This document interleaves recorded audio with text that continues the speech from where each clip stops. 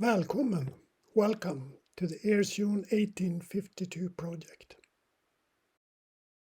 In this second episode of part 1, we start to take the house apart and we get quite a big surprise.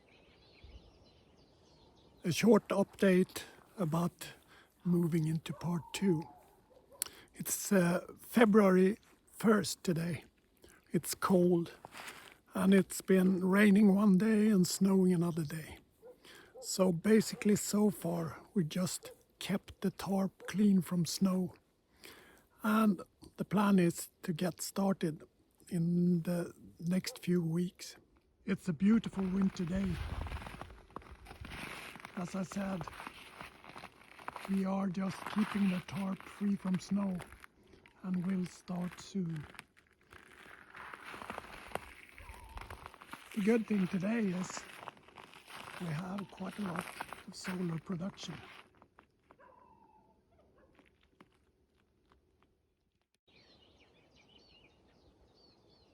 Yes, where do you start? It can feel a bit overwhelming starting to take a house down. Of course, we have to leave the outer roof on to keep the house dry. Instead, we start inside and we start, of course, on the top floor and go down. So the first thing we need to take down is the inner roof on the upper floor. On top of this inner roof, we have some insulation. Basically, we have two different types of inner roofs.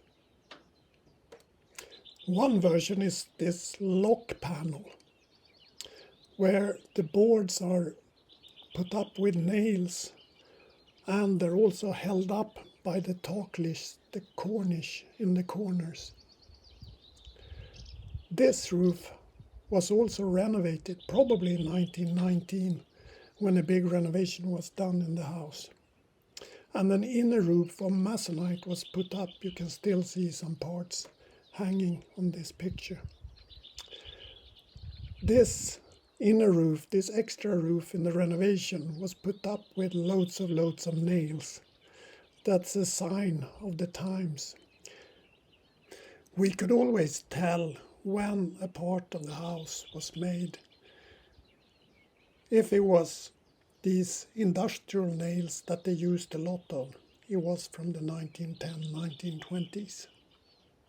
If they used forged nails and just a few of them, then it was from the 1850s. These forged, smidda, spikar in Swedish, forged nails are quite a beautiful piece of handicraft. They must have been very expensive.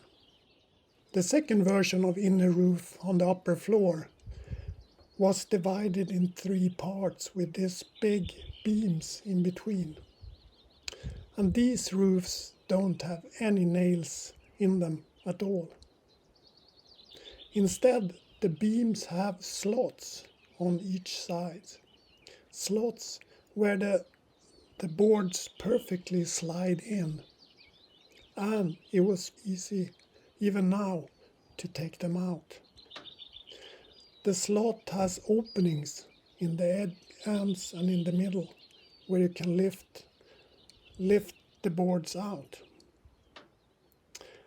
It's quite incredible how much work it must have been to make these big beams with these exact slots without any kind of machinery or other tools than hand tools. Before we could take these inner roofs down, we had to take the insulation that was on top of them out. This is a house up north in Sweden where the winters, especially in the 1800s, must have been very, very cold. So they had insulation, not in all the rooms, but in some of them. And in the part of the house we started with, we kind of got the big surprise. It was insulated with sand and aspen leaves. We never heard of it before. And it's also been hard to find any information on the internet about other houses with this odd kind of insulation.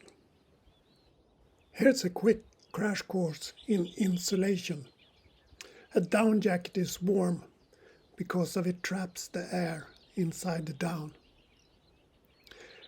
When it comes to buildings, there's something called U values.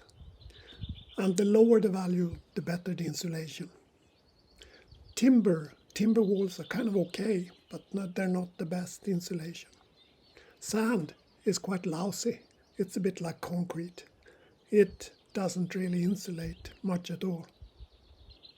Aspen leaves, I don't have a clue how much they insulate, but they must be much better than sand because they trap some air. Later, they started to use sawdust, and sawdust is better. It's quite a good insulation. But the mice like sawdust, they don't like sand. Nowadays, we have the yellow stuff you see all over that's called mineral wool. That's really good insulation, but it itches and it's quite rough to work with. A new eco-friendly alternative is cellulose fiber that has the same insulation as mineral wool, but is better in many ways. We're going to use this in the new house. One important aspect of the use of sand and aspen leaves in their house was that it was to use what was there. They used what they could find, and they were innovative and tried to make the best of it by mixing the leaves into the sand. As I mentioned, they used sawdust as insulation in another part of the upper floor. It's this section we enter here. This part of the house was insulated around 1920 when they did a big renovation. We had a quite exact date because they used newspapers in the bottom and put the sawdust on top. So before, this wasn't rooms used in the winter. But back to our sand and aspen leaves. This was the hardest, no, not the hardest, but the dirtiest work we did. It was a lot of dust and narrow spaces, and you got really, really dirty. And also, sand is heavy. A big shout out to my son Måns. He did a fantastic job up there. In the next episode, we keep taking the house apart. Hope you follow us here on YouTube or on Instagram or Facebook. And thank you for watching.